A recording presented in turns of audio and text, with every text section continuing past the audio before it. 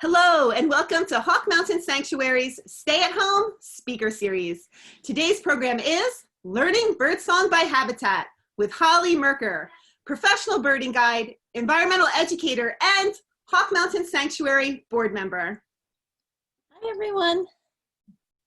Thanks so much for joining us today, Holly. Yeah, I'm thrilled to be here. Thanks for letting me come speak about something I love, birdsong. Yay! My name is Jamie Dawson, and I'm the Director of Education at Hawk Mountain Sanctuary, and we are so thrilled that you are joining us today, so thank you for that. As you may know, Hawk Mountain is the world's very first refuge for birds of prey, and we continue to work hard to be leaders in raptor conservation, science, and education, locally and globally around the world. Hawk Mountain is a private nonprofit, and membership is the lifeblood of our organization. To all of our members out there, we simply could not do what we do without your support. So thank you so very much. If you're joining us today and you're not a member, we hope that you consider becoming one in the future. Hawk Mountain hopes that everyone remains safe and healthy during these times of COVID challenges. And we are so excited to offer our community, our global community, a variety of virtual programming. As always, Hawk Mountain greatly appreciates and depends on donations. At any point during today's program, viewers may submit questions through the Q&A feature on the Zoom platform, and we've designated time at the end of the program to take some questions from the audience. And we are absolutely thrilled that Holly Merker is joining us again to teach us more about the craft of birding by ear. And before we get started, I'd love to share with the audience some of Holly's experience. Holly is a professional birding guide who has been teaching people the art of bird identification by sight, ear, and habitat for the last 2 decades throughout Pennsylvania, Delaware, Maine, and Florida. She is the co-owner of the ID Bootcamp and Ornitherapy with ID Guide author Richard Crossley. Holly is also an instructor and session director for National Audubon's Hog Island Camp in Maine, and has worked with teen birders instructing and directing the American Birding Association's Camp Avocet. Holly serves as a mentor for Hawk Mountain Sanctuary's Young Birders Group and is a co-founder and the co-chair of the Frontiers in Ornithology Symposium. Holly is passionate about hawk watching and has been a volunteer hawk counter at Hawk Mountain since 2013. She has recently been elected to the board of directors for Hawk Mountain Sanctuary. And when not focusing directly on birds, Holly works as an environmental educator in Downingtown, Pennsylvania, teaching freshwater ecology programs to school students. So Holly, it is so obvious your passion for birding, and not only for birding in the natural world, but your dedication for education and particularly in mentoring youth. Yeah. So how did you become so passionate about birding, and in particularly the skill of birding by ear? Well, since I was a child, I've loved anything with wings. So that could be birds, butterflies, dragonflies, all of it, right? But I really, when I was in my teens, I was amused by like the different tonal qualities and sounds that birds were making right outside my door. And it wasn't until a little later that I heard a black-throated green warbler singing one day during migration. And I could not believe a bird made that kind of a beautiful melody. So it was my goal to learn all of the bird song that was right outside my front yard, okay? And I made this goal for myself. And once I was able to achieve that, then I expanded it even further. And once you go down that rabbit hole, well, you know, the sky's the limit. You have to hear and learn every song that you hear. And, you know, I'm still learning. There are so many different songs that each bird makes. So that's the excitement here. You're always learning and exploring. Wonderful. Thank you so much for sharing that. And would you mind sharing with us all how you first became involved with Hawk Mountain Sanctuary? Right. So again, when I was a kid, I visited Hawk Mountain when I, was growing up and loved it. And it just kind of set in my heart. And so I started coming up regularly to watch hawks in flight during migration. And then I was invited to be a hawk counter because I had been counting hawks at another local hawk watch near where I live. I just feel so honored to be able to sit up on the North Lookout and share the excitement excitement and wonder of migration with anyone that comes up to the lookout. So hopefully everybody will be able to come this fall and catch some migration, birds on the wing. Wonderful. Thank you so much. And Holly, when you did your first webinar with us, I believe back in April, learning the language of birds, it was a huge hit. We had an overwhelming response. And literally, and I mean literally, following the conclusion of your webinar, I started receiving emails from viewers asking for an encore performance or encore class from Holly Merker. So you are in demand. It has been, and we're thrilled that you are back with the highly anticipated sequel, Learning Birdsong by Habitat. So yes, over to you. So thank you so much. Well, thank you, Jamie. And again, it's a pleasure to be here today. I love sharing birdsong with others. And again, you know, since you were saying, I did host a program with you a couple months ago. So I won't be covering a lot of the same birds. I will be covering some of the same strategies and tips there. But birdsong, it's not me that's so popular. It's the people want to learn about birdsong. We walk outside our door. It's a constant soundtrack in our own neighborhoods. And it's delightful to be able to pick out different sounds that we hear and know exactly who's singing. So with that, I'm going to share my screen, and hopefully this will work. So bear with me for a moment because it's technology. I'm going to go to the desktop. Okay, let me go on to my PowerPoint program here. Okay, now let me ask you this, Jamie, can you see my screen? Do I have an eastern meadowlark up at the top? Oh, see this little, is that showing for you, this little meadowlark? Can you see something? Not this meadowlark here. Jamie? Hopefully everybody can hear me. I'm sorry, but yes, I do see that little square of the meadowlark. Oh, I'm afraid that might be stuck with me. I tried to delete that. Something's going on with my MacBook that's causing that. So I apologize in advance, but this must be a sign. The meadowlark is an incredible species that is actually declining across the nation. So, okay, hopefully it won't be too disturbing to everybody, but my apologies. Somehow I tried to delete it. It's emblazed into my slides now. Okay, so Birdsong by Habitat. So the earth has music for those who listen. And I just think that this quote really encaptures everything about why we want to learn birdsong. Music is something that we all appreciate. And like music, birdsong is nature therapy. So music therapy, nature therapy, when we're listening to birds, just like music, I believe that we can relax, it makes us feel better, and that totally makes sense because when you're listening to music, study and research has shown that the chemical hormone dopamine is released, which activates the feeling of pleasure. So it makes sense that birdsong brings us the same sort of feelings and emotion. It facilitates pleasure, and we're going to learn just how to pick out song by Habitat now. Okay. So learning song by Habitat is key. It will be so enormously helpful to you. You know, when I learned how to listen to birds and birdsong, it was listening to a constant CD, a revolving kind of lineup of species. And it was hard because it was out of context to place and time. So if we're listening and learning by Habitat directly, it enables us to narrow down the options. Because with birds, probability is everything. So we're going to find certain species in certain habitats singing. We're not going to hear those same species singing in a completely different habitat. And I'm going to show you a little bit about why.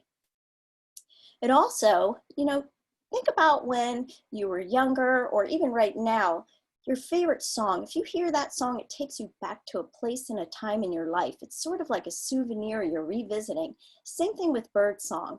If you can make some memories with the place and the time, being like spring or in a woodland forest or summer in a grassland, and you hear certain songs, they're going to come back to you. You're going to memorize them a lot easier because of that whole experience. It's holistic. It also helps you to understand the links between that bird and its ecosystem or environment, which is huge and very important when learning about birds. But why do birds sing? What's the motivation there? this time of year, and we're coming out of spring right now. Today is June 19th. And so birds are still singing, but they started singing back earlier in spring. So some of them have just arrived after winter away, and now they're coming back into our regions, whether you be Pennsylvania or beyond, and they're starting to sing their songs. Now, why do they do it?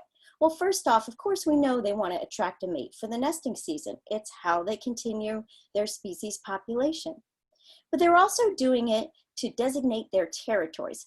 Just like us, birds have their properties that they need to protect and ensure will be safe for them and their mates. So they're using their voices to broadcast. You know, people set up fences or other borders that we know, we recognize as defined territories. Birds do the same with their voices. Birds, of course, like all other animals, love to communicate with other birds. So whether they be communicating among themselves, like the same species, male to female, parent to young, or even interspecies relationships, chickadees, nuthatches, titmice, they all respond to one another. Other birds do the same. So they kind of understand each other's language. So there's communication going on. Of course, birds are signifying an alarm. If something threatening is in their habitat, they will let other birds know by their calls or different sounds that they might make. And birds are hormonally driven to sing. So here's the interesting thing. Like I was saying, right now is a time when birds are starting to sing. But in a couple of weeks, a lot of those same birds are going to start quieting down because they finished their business of nesting and their hormones change. So in spring, a lot of the male birds are pumped up with hormones that change the dynamics of their vocal cords and are able to sing the beautiful songs that we hear. But that is going to change because the body puts energy into other things, including migration. So a lot of our birds will stop singing and it gets quiet, you've probably noticed, later in fall and even into winter. So let's think about learning song. So when listening to song, think about patterns. I know we think about patterns more or visually, but patterns by sound really helps us understand what we're listening to and how to remember a song as well. I would encourage everybody to use a field notebook when you are learning birdsong. I know that we do that a lot when we're learning visual approach to bird identification, but it's equally as important when you're learning birdsong, and it will help you tremendously. So let me show you what I mean. So we're thinking about patterns here. We've got the song sparrow right here, and this is a sonogram or spectrogram. This was created by Cornell's Lab of Ornithology in the eBird database. So what I'm going to show you here we have the song sparrow singing right here, song sparrow from my yard, and I'm going to show you what that looks like. You can see a pattern right here on the right. I'm going to click this link here. We're going to go online live. So bear with me here. Hopefully you can see that. Okay. And so notice this is all a pattern. You can see the pattern there of the song sparrow's song.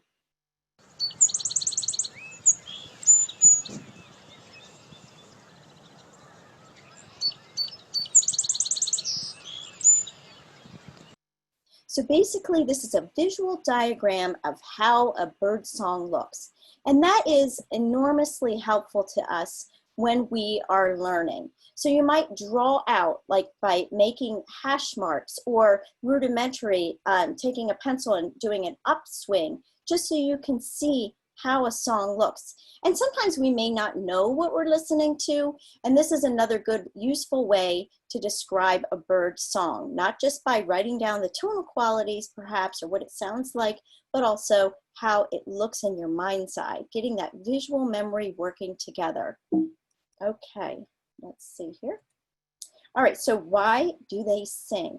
Again, we talked about, or excuse me, where do they sing? We talked about why birds sing, but where are they singing? So a lot of birds prefer higher locations. So some like to sing from lower locations. Learning where to find birds singing by the species and their preference is key. Okay, so for example, Some birds like to tee up real high and broadcast their voices because that's where they spend a lot of their time, at the top of the canopies or the treetops. But others, if they're a grassland species, like our friend the meadowlark, who's decided to join us, are going to be singing from down low typically. So often a bird will find a prominent perch in which to sit and broadcast their voice. It also acts like a lookout for them if they're trying to find other birds that might compete with them, and they can fly out and kind of interact with those birds to chase them off if they need to. Sometimes they will be singing near their nest location as well. So if you have a bird that's actively singing robustly, continuously, generally it's probably going to nest not too far away. So how do we learn the language of birds? Well, it's always good to get that memory by repetition. And if I play this song for you, this bird sound,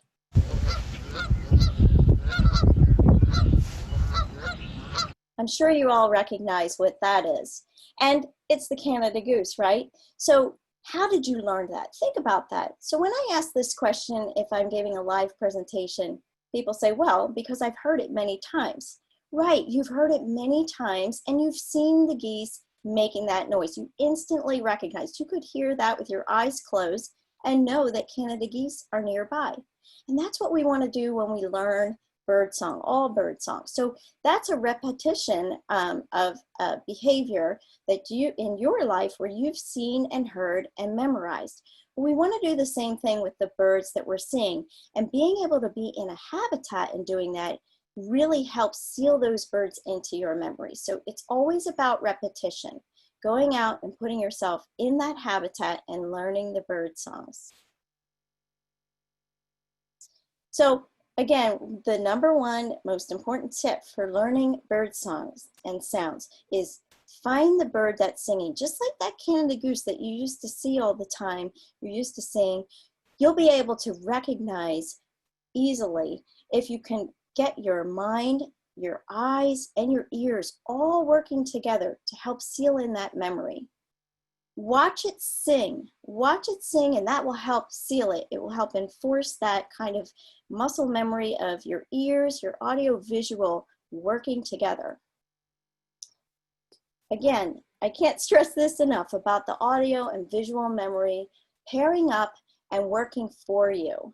But adding in the habitat also brings in the senses. So you're going to have smells, you're going to have other sounds that are going to bring it to life for you. So it's a holistic experience.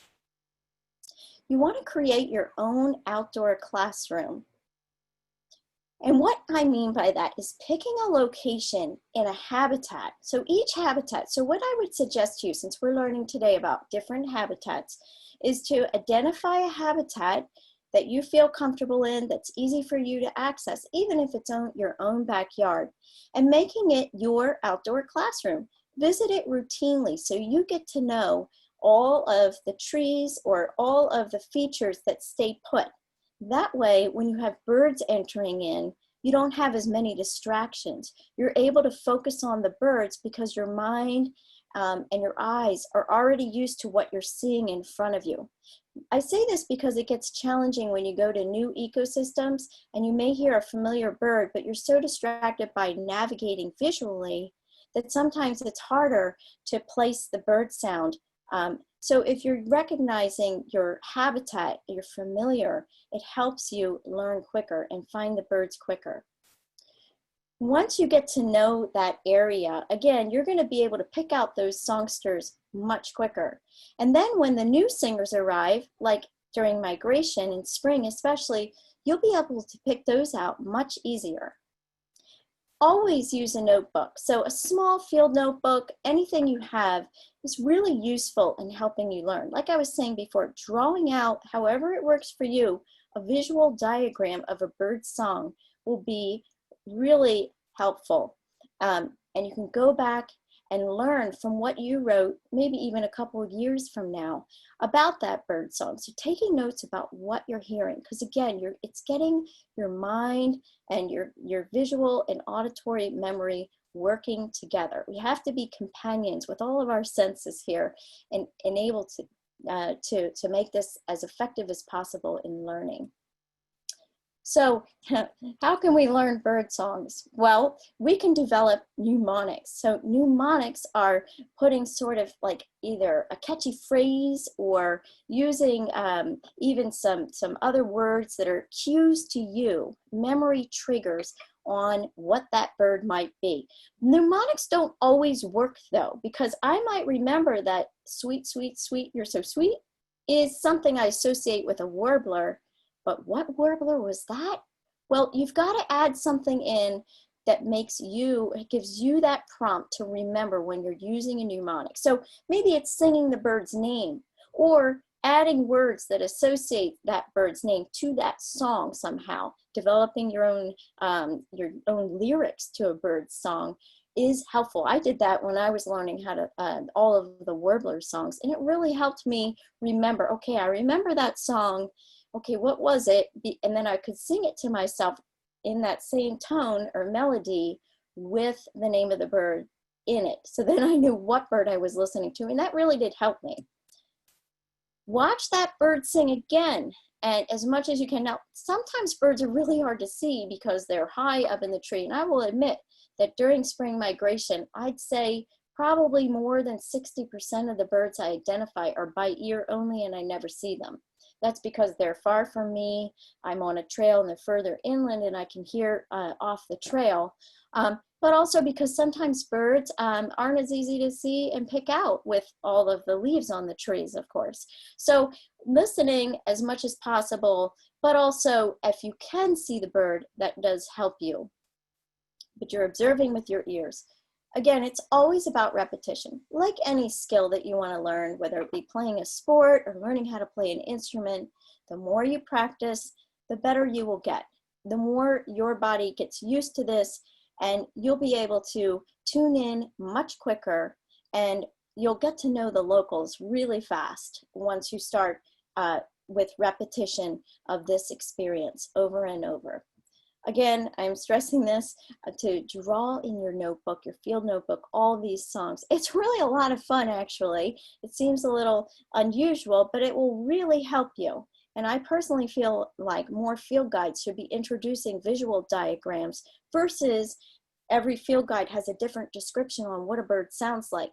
And I can't figure out sometimes what the author is talking about. But if you draw something, you can see that it goes up or it goes down or how it might look. And that is enormously helpful. So give yourself that advantage by drawing in a field notebook the bird songs you hear. Take your time and be patient with yourself. Again, like anything else you're going to learn, this doesn't come overnight, and we can practice and practice, but it takes time. There are a lot of birds out there, and each one of them make so many different sounds and songs that it's hard to know them all. And we're constantly learning, and that's the fun of it. Birdsong is incredibly complex, and bird identification is intellectually demanding. But that's why we can go out each day and learn something new. So it's a ton of fun. All right, other tips for learning bird language: create those realistic goals for yourself. Don't try to overachieve. Be patient with yourself and give yourself time to learn. So maybe 5 new songs a month when you're trying to learn the songs, putting yourself into a habitat and saying, I'm going to learn even just 2 or 3 in a certain habitat this month. And that will enable you to be patient and really absorb it and sink it in. Morning is always best for listening to bird songs because birds are active when they get up in the morning and they are prompted by the sun and daylight to start singing. You don't have to do it though during morning. I would recommend any time of day. Frankly, sometimes early in spring, the soundtrack outside your door is going to be overwhelming. So sometimes middle of the day or afternoon is a good time to start. Evening can also be very good, and some birds prefer to sing at dawn and dusk. We'll talk about who they are in a few minutes. I use my smartphone to record a lot of the bird songs, and in fact, during this presentation, some of the recordings that I'm going to be showing you were made by me with my smartphone. So I often will record a sound that I hear and then play it later in hopes of identifying it if I'm not really sure. but I also contribute those same sound bites like you saw to the eBird database through Cornell Lab of Ornithology. And it's useful to research science, but then I can also see the sonogram of how the song looks, which is really cool. You can do that with any smartphone, and all of them come pre-programmed with a voice recorder app, or you can download a good one. I use one on my iPhone called Voice Record. Going birding with people who lead bird walks and who know bird songs is the best way to have great mentorship in the field. And sometimes we might be making some mistakes and not know it, and that other person can help you, and you can learn from them maybe some new tricks on mnemonics, and also about the relationships between habitats and the songs we're hearing.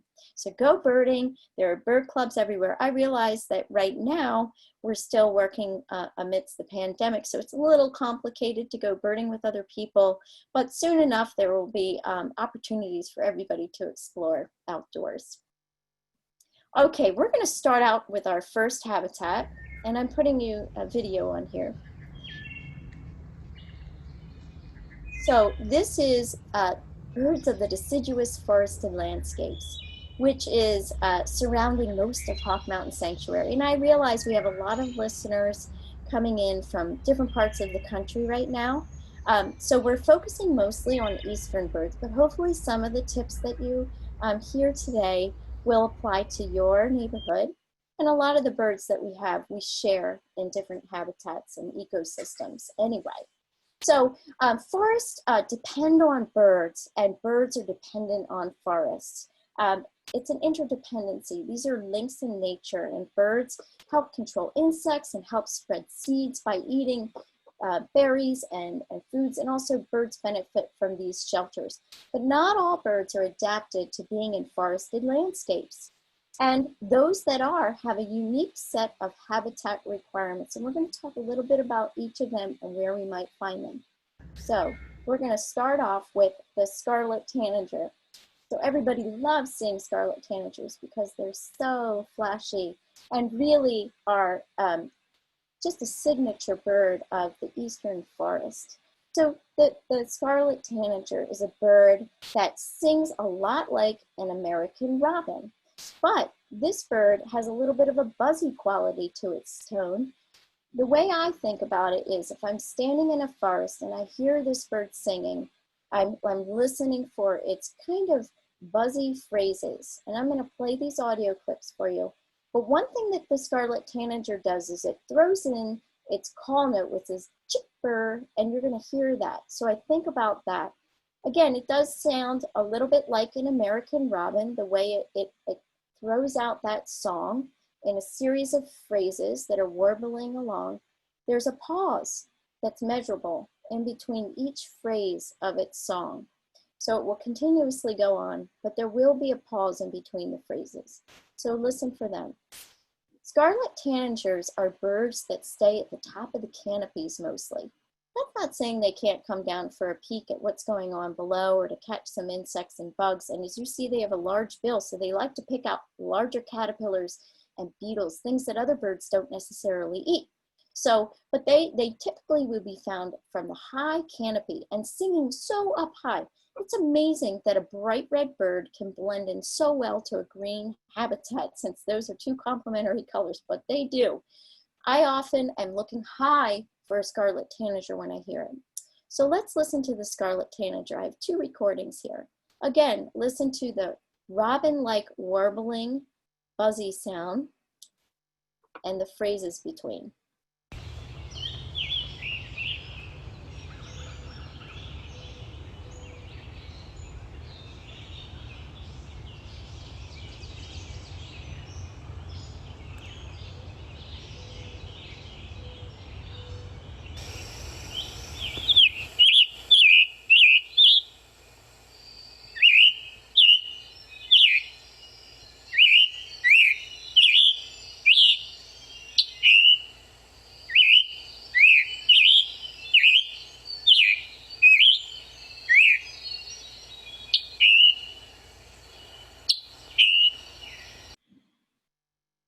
Okay, so you probably heard that chipper going on, and that warbling sound.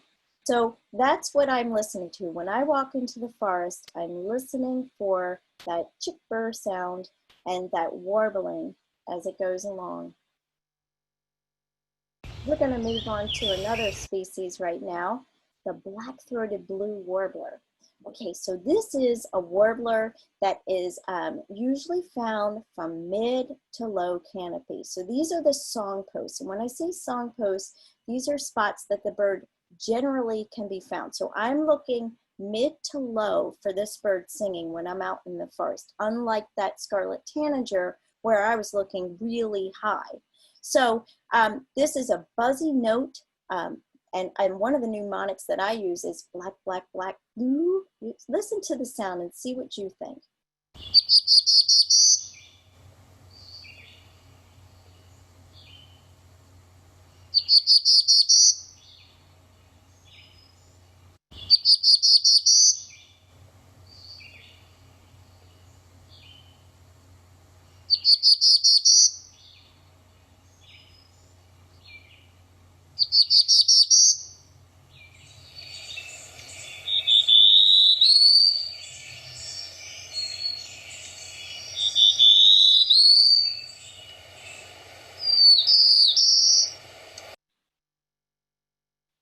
Okay, so the black-throated blue warbler. So you could hear it has a buzzy quality, but it's also kind of a slow song compared to other warblers, and maybe not as melodic.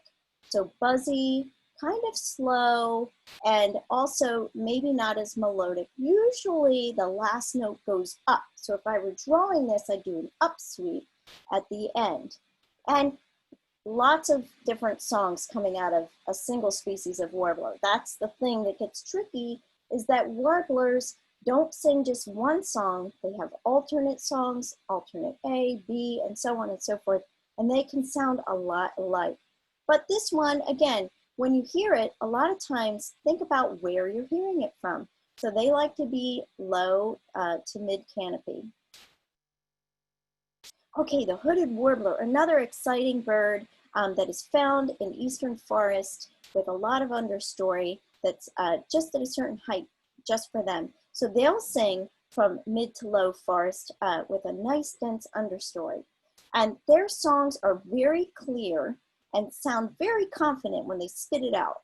And one of the mnemonics that people use is weeda, weeda, weedio. Okay, see if you think that works.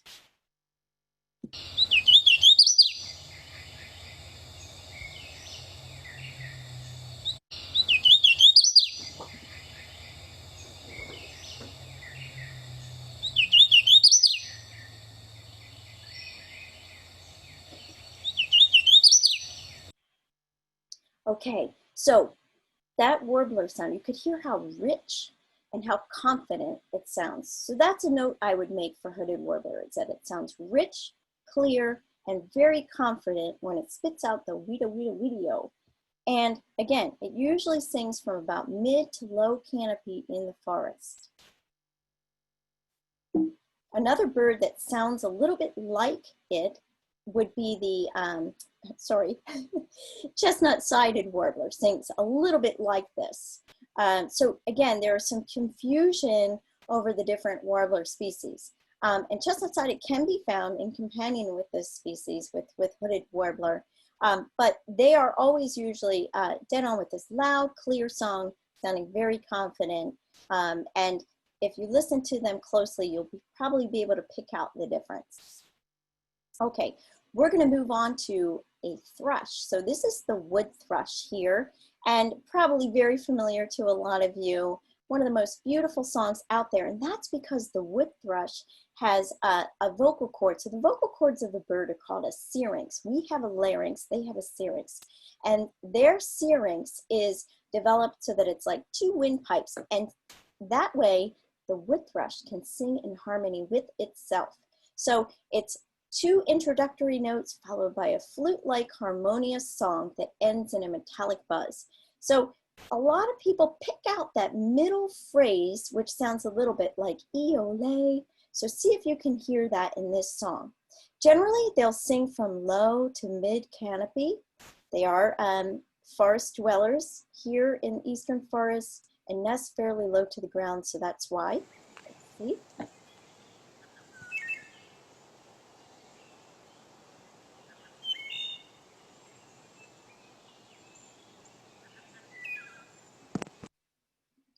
Hopefully you could hear that song of the beautiful wood thrush singing.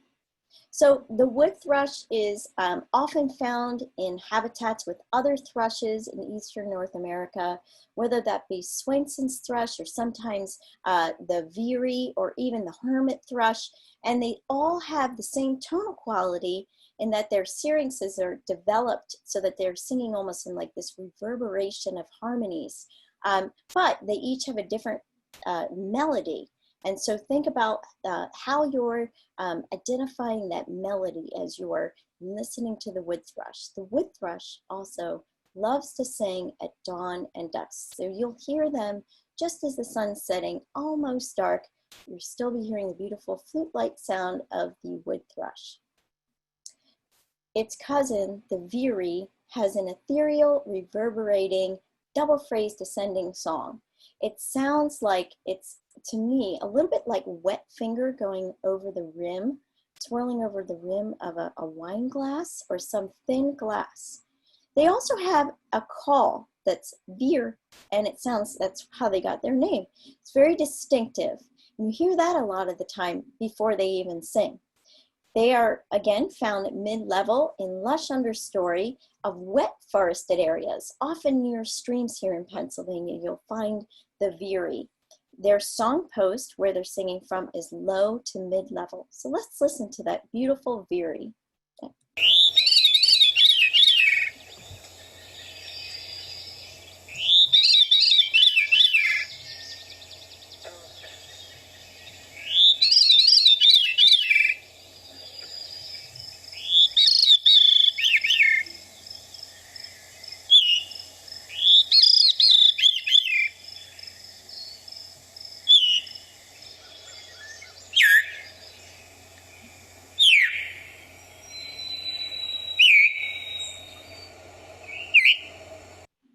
So again, cluing into that veer call and companion with that beautiful song. I mean, who doesn't feel good when you hear something like that, right? And when you go out and you're listening and you hear the veery and the wood thrush, it is just magical music. These thrushes there's just nothing else like it, really. Okay, so eastern peewee, we're going to move into the flycatchers of the forest now. And the eastern wood peewee is a bird that can be found in some forests, but also along those edges. So some of these birds are linked to forest habitats really only, like those two thrushes I just showed you. But some of the other birds I'm going to show you can be found in some other habitats, like this eastern wood peewee, which we can find on the edges occasionally as well. So they sing a double phrase, two-note wistful song. And it sounds like they are saying peewee, okay? So there's a bird that says its name, just like the veery makes the veer call. We're also hearing this bird say its name, so it sounds like peewee. Their song post is where they're going to be mid to high perches. They like to be in exposed position, so you can often spot them teed up, sitting on a branch, exposed, completely exposed. Like you can see the silhouette of that bird because they love to, they're flycatchers, so they love to fly out, catch a bug, and go back to that same perch or one nearby. So you'll see them doing that. And so that's where they sing from.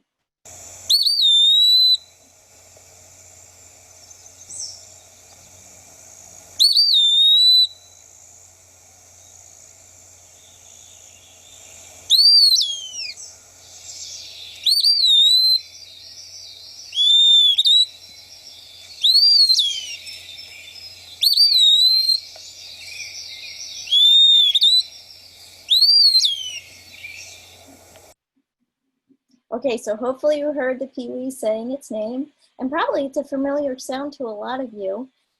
It's easy to remember because it does say its name, much like the eastern phoebe, who I haven't got in this presentation because I featured it in my previous presentation for Hawk Mountain. And there's a difference here between phoebe and the peewee. So the peewee has a much slower song that's a little more drawn out and wistful. compared to that eastern phoebe, which sings its name as well and sounds somewhat similar, I guess, if you're thinking about birds that say their name with two-note call. Okay, we're going to move on to another flycatcher, and this is the Acadian flycatcher. So it is in that complicated to identify Empidonax flycatcher family.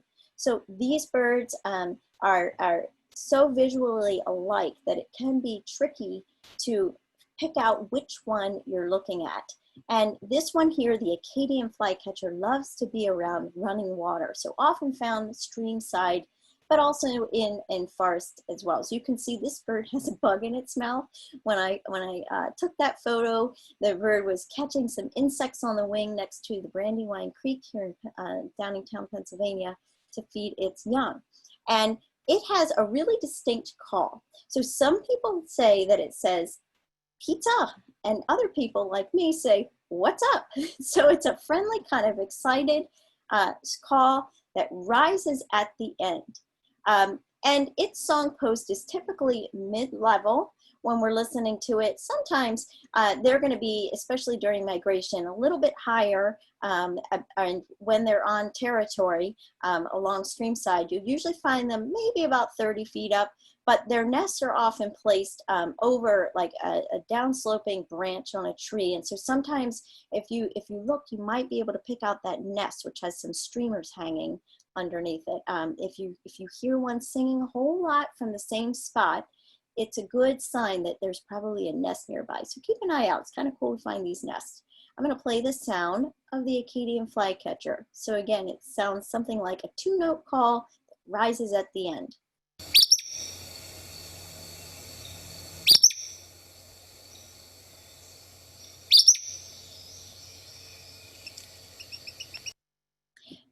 It's an excited sound, isn't it?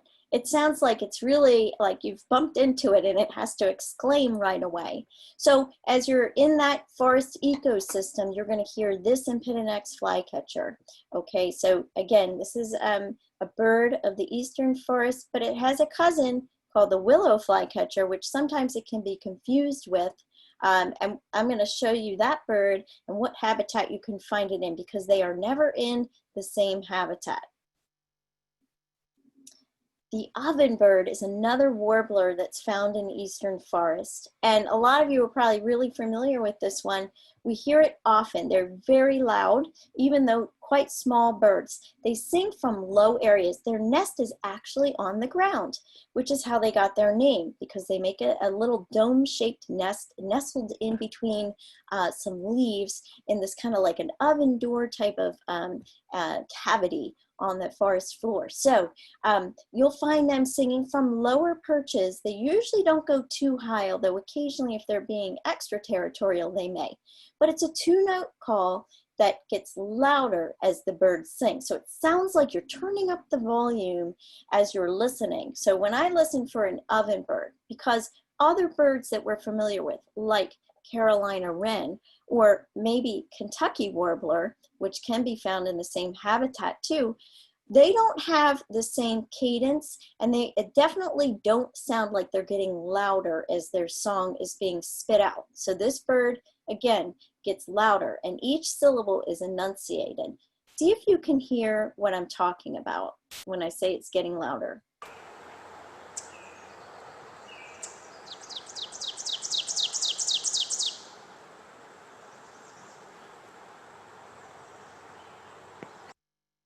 So you could hear that the bird song was getting louder, hopefully. I'm going to play it again.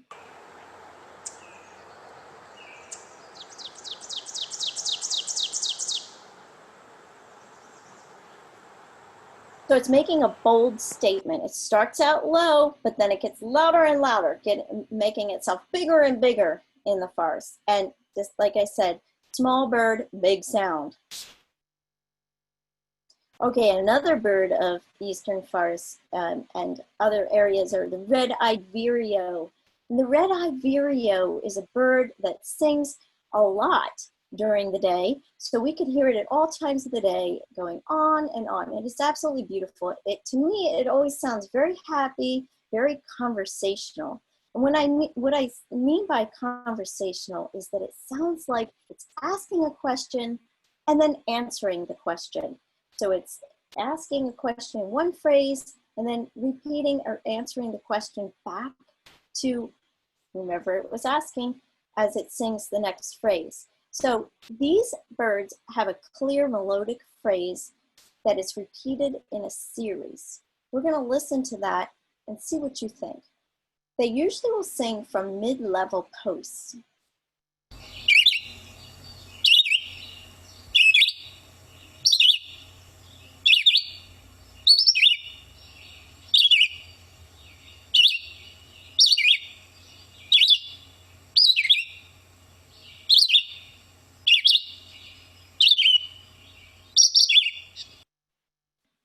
I will say that this recording was made somewhere other than eastern Pennsylvania, and the birds that I hear around here have more of a pause in between the phrases. At least that's what I've noticed. And it's not as fast. They sound a little bit more controlled. That one was a little bit faster, but you know, all birds are individuals, and some may sing a little bit faster, and we can sometimes hear that and pick it out. Geographically, birds also have different accents too. They sound a little different based on where you are.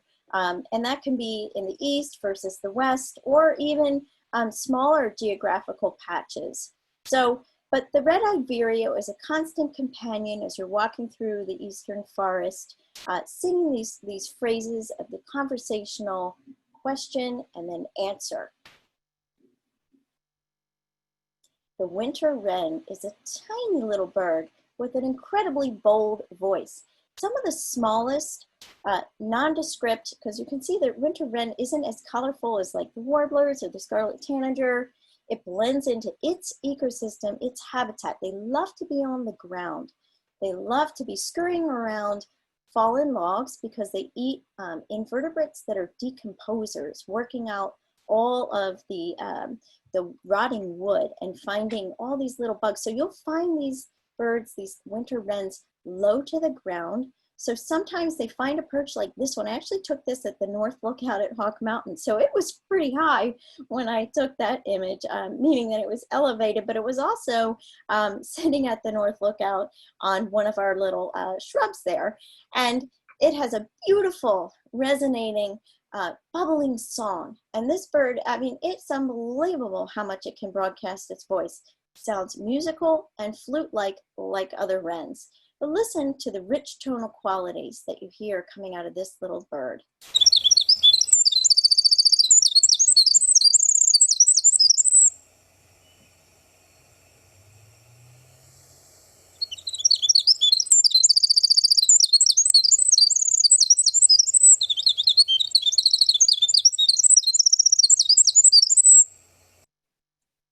Okay, wetland habitats are next, and we're going to go through this one.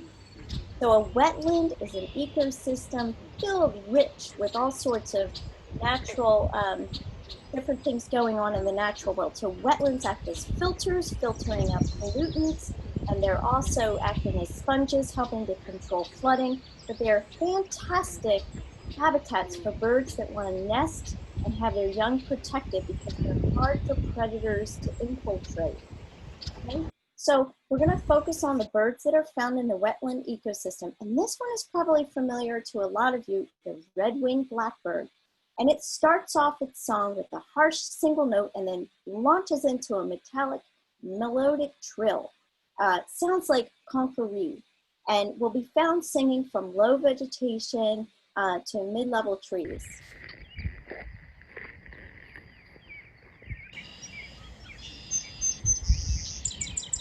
That's a song sparrow. Hopefully you can hear this.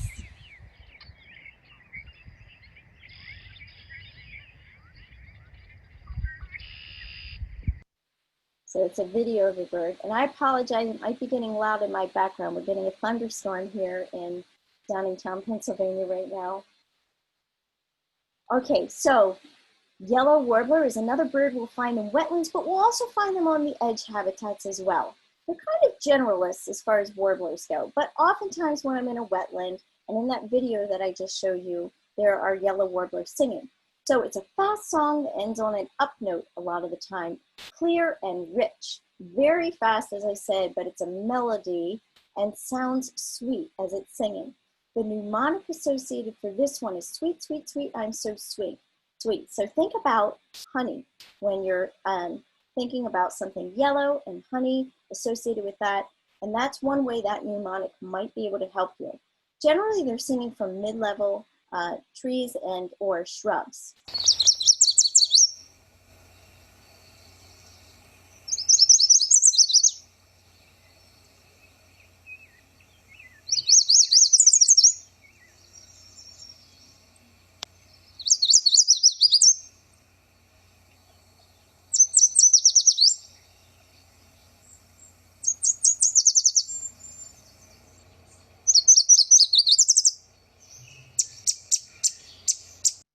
So you could hear the bird chirping there, but hopefully you could hear the tonal quality of the yellow warbler, sweet, sweet, sweet, and just spitting it out rapidly. So it is one of the fastest warbler songs, I think, in this habitat, this ecosystem.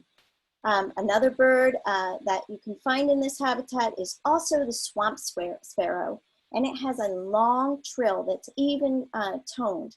Listen to the liquid, clear, rich sounds. And the trill can be slow at times, but it also is always very consistent. And they sing from a wetland, so that's a low-level habitat.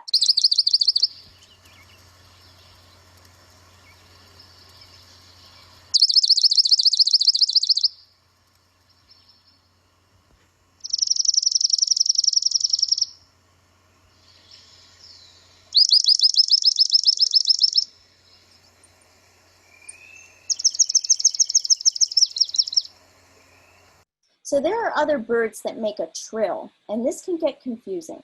There are other sparrows, like the chipping sparrow, which maybe some of you have right outside your doors. And that bird, though, would not be found in a dense wetland habitat like this, okay? Nor would the dark-eyed junco generally be found in this habitat, this wetland habitat. So this is where you can have a process of elimination. Again, unless it's completely surrounded by pines, you probably wouldn't even have a pine warbler, which is also a bird that might be singing a trill-like song.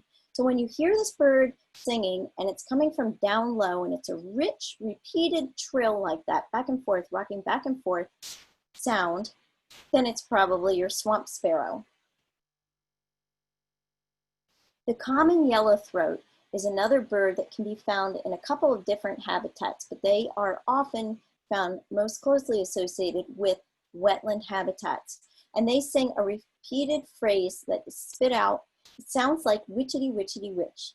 Generally, they're lower level. They don't tend to go too high, although they can sit up at the top of maybe like a 25-foot tree, but generally they like to stay low.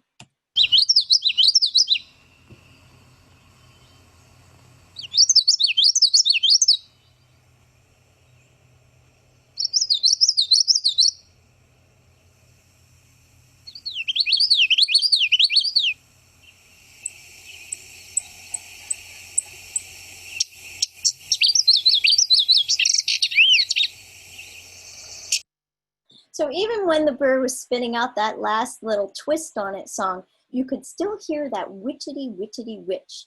And so memorizing that and being able to identify that witchety, witchety, witch and how it rocks back and forth, the cadence of that song. Again, it's similar to other songs like Carolina Wren in the way that it rocks back and forth and it's a repeated phrase. They're very consistent, have those harsh chick notes that sound almost metallic. And again, it's habitat. So habitat there is everything. The marsh wren is another wren. Wrens just have the most incredible voices. And this one to me sounds like it's been wound up, like someone had a key on the back end and twisted it up and then the bird spit out its song. It has gurgling, water-like qualities. And because it's a bird tied to wetlands specifically, it's going to be usually down low in the vegetation.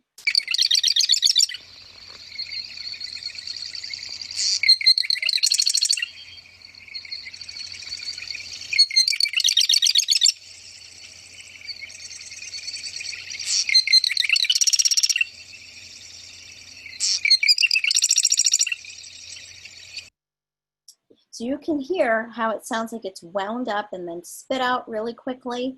And has those gurgling, kind of watery-like qualities. And so it's appropriate for that habitat.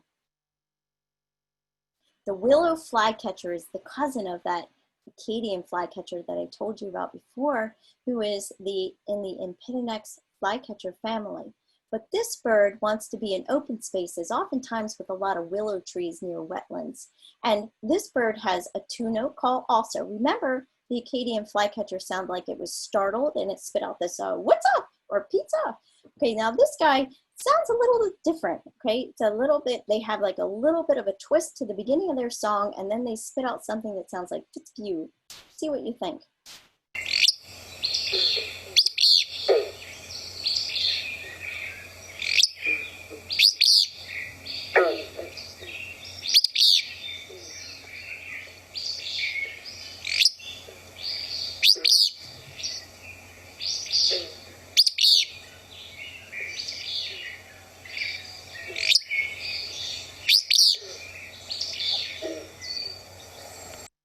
And in that audio, you maybe heard another one, and that's called counter singing. So those are two males singing back and forth to each other, designating each own habitat, which is kind of cool.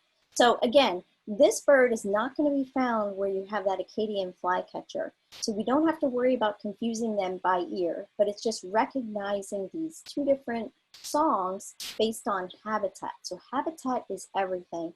And you'll learn about the visual ID of the same thing. So if I saw an Empidonex flycatcher in a wetlands habitat, I know right away that it's not going to be an Acadian. And same thing, if I see an Empidonex flycatcher or one of these flycatchers in the forest, I know that it's not going to be a willow because they are so linked to that habitat. They're specific. They're specialists of the wetland habitat and or the forested habitat. So we're going to move on to the next habitat, the grasslands and meadows. So big grasslands in the U.S. Are unfortunately on the decline, and our grassland species are suffering the most because of changes in land use and different agricultural practices. So this is a big meadow that hasn't been mown, and so therefore the birds are able to thrive in this habitat, this ecosystem, which is rich with insect life. And a lot of the birds here, they also sound like insects. So let's see who they are.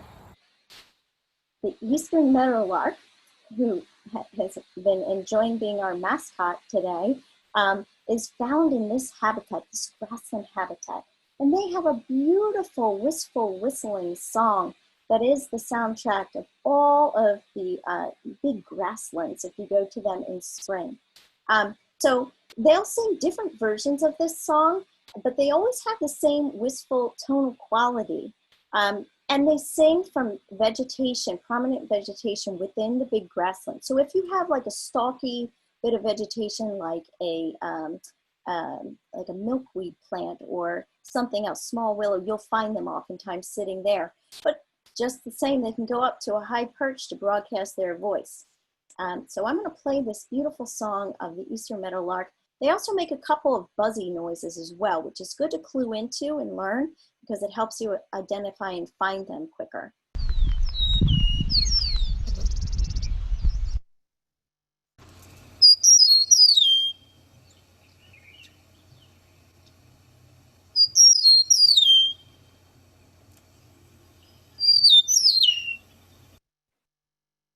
So you can hear that beautiful wistful song of the eastern meadowlark. And it has a cousin, the western meadowlark. So if you're in the western US, you may find the western meadowlark, which also has an incredibly beautiful song. Again, found associated within these big grassland habitats and unfortunately on a significant decline. So hopefully you'll be able to get out and see some this spring. Right now, of course, scheduling for mowing is tricky. So a lot of our birds may be compromised with having hopefully gotten their nesting done and have gotten out of these habitats because at this time, I noticed a lot here in my part of Pennsylvania, a lot of the big grassy fields have been mowed already, but they're still singing out there if you can get yourself into those habitats and listen. Another fantastic song is that of the bobolink. So the bobolink, there's nothing else like it. And maybe some of you know that this bird was kind of the inspiration for the robot R2-D2 from Star Wars' sound. And their song sounds like a grab bag of metallic robotic sounds strung together into this complicated song. It sounds like it's going up as the song is lifting up into the air, taking off. They often sing while in flight too.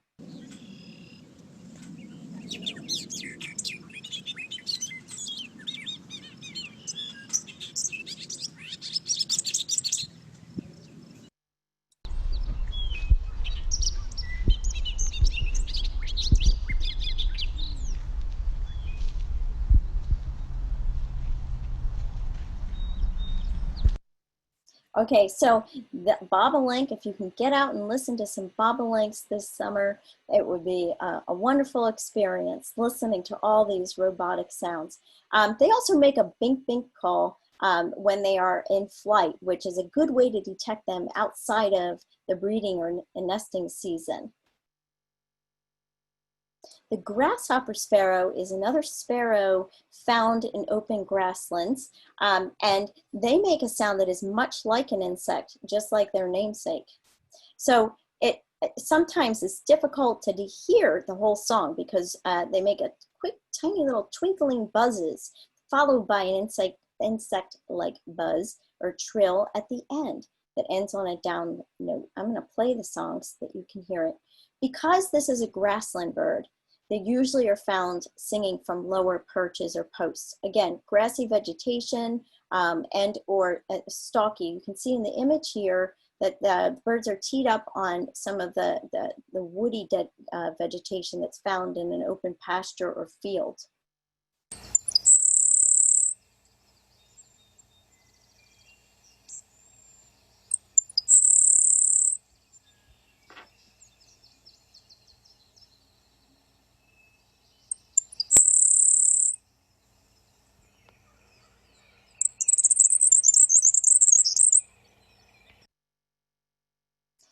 So again, this is a sparrow, and unlike song sparrow or some of the other, I'm going to show you Savannah sparrow next. This bird in this family of sparrows has more of a buzz-like versus a melodic type sounding song. So when we hear that, we have to first think, is it an insect or is it a bird? And in this habitat, it's such a delight to be able to hear it because it sort of rings in your ears in a magical way. Okay, the Savannah sparrow is much like its cousin. They're in the same genus group as the song sparrow. So it looks kind of similar, but you can see it has the yellow in the face there in the lower area that's near the bill and between the bill and the eyes. They have a 2 to 3, like song sparrows, start out with introductory notes and then they launch into a melodic song afterwards. And so does the Savannah sparrow. But again, because the Savannah sparrow is a bird of big grasslands and with a lot of insects, it sounds a lot more like an insect than the song sparrow does. So listen and hear if you think the same. They usually, again, because of their habitat, sing from low to mid-level perches.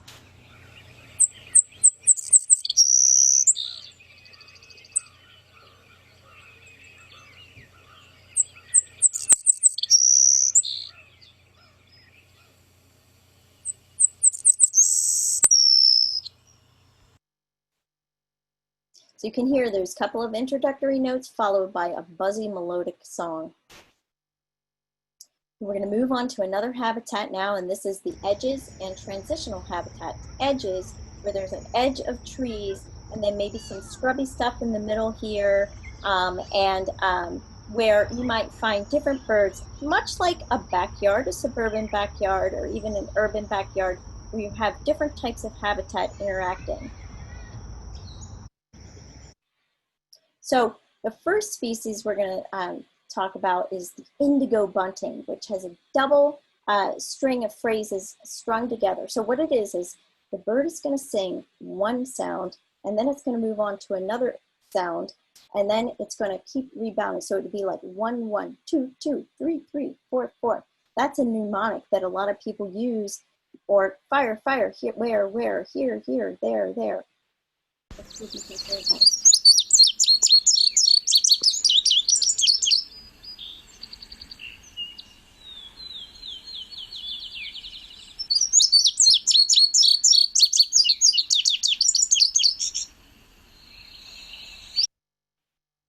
So also, these birds like to sing from up high. You'll often see them sitting on telephone wires while you're driving through countryside in areas with big edges, and also from the tippy tops of trees. So they can be found mid-level to high. And again, even though they're brilliantly colored, they can be often hard to detect because they blend in so well to their habitat. So again, it's repeated phrases and strung together like a sentence. I'll play it again. Oops.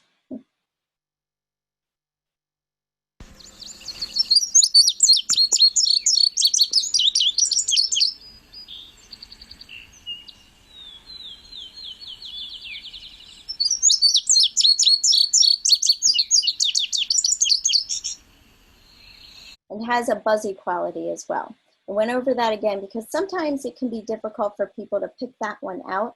But once you clue into the pattern of that song, it's easier to seal your memory into that's an indigo bunting. Okay, white-eyed vireo. This is a fun one. It starts off with one note followed by some garbling in between, and then it ends on a harsh note similar to the start. Okay, so it's a raspy sounding but emphatic, and it always means business when it spits it out. See if you think you agree with that. So again, the song post is generally low to mid-level, and they can be so hard to find visually sometimes.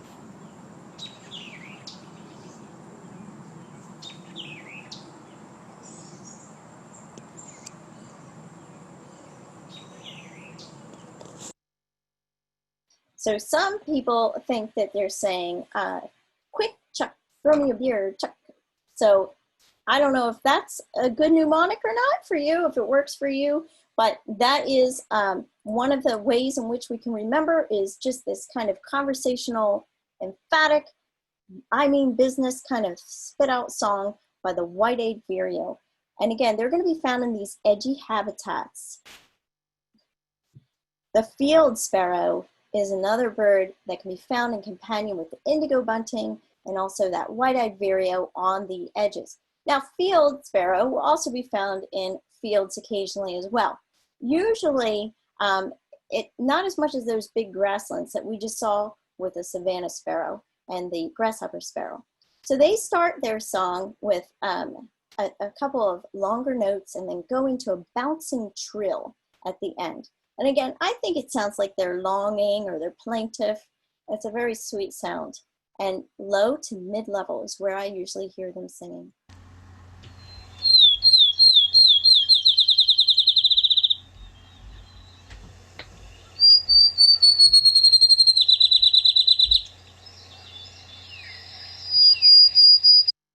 Okay, we're going to move on because of time. Song sparrow, again, this is another bird that's probably pretty familiar to a lot of you because they're singing in your backyard. So a couple of introductory notes followed by melodic clear whistles, and they can sing a lot of different songs. Each individual has their own variation. Again, low to mid-level is where we're going to hear the song sparrow.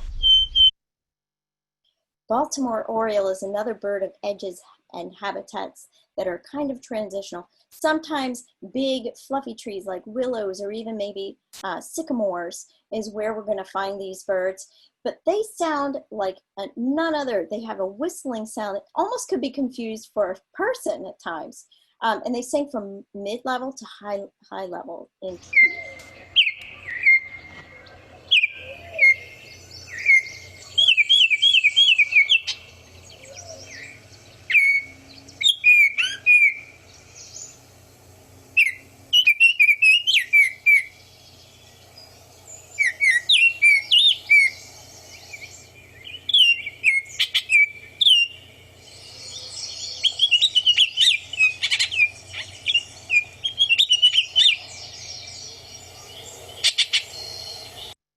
So Orioles often throw in those chatters, so it's good to get to know those chattering sounds as well. Again, a clear whistle, and unlike their cousin, the orchard orioles, more of a clear whistle versus a buzzy whistle.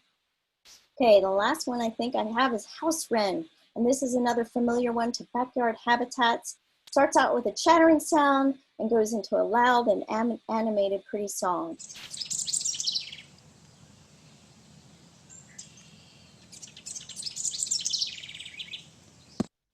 And generally, these are thrown out from mid to low level, wherever the house wren is feeling like it's setting up its habitat in your backyard. You're going to hear them singing boisterously, sometimes very early in the morning, even sometimes before the sun rises.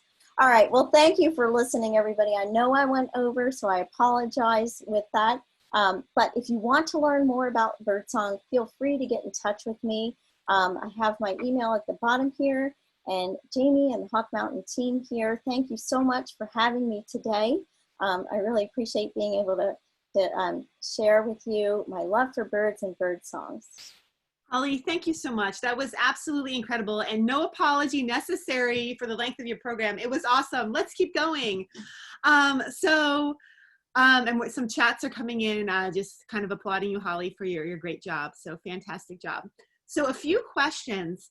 So Holly, you are a professional birding guide, and clearly you are very knowledgeable on birding. So if there are viewers in the audience that would be interested in doing a birding trip with you in the future, how would they go about scheduling that?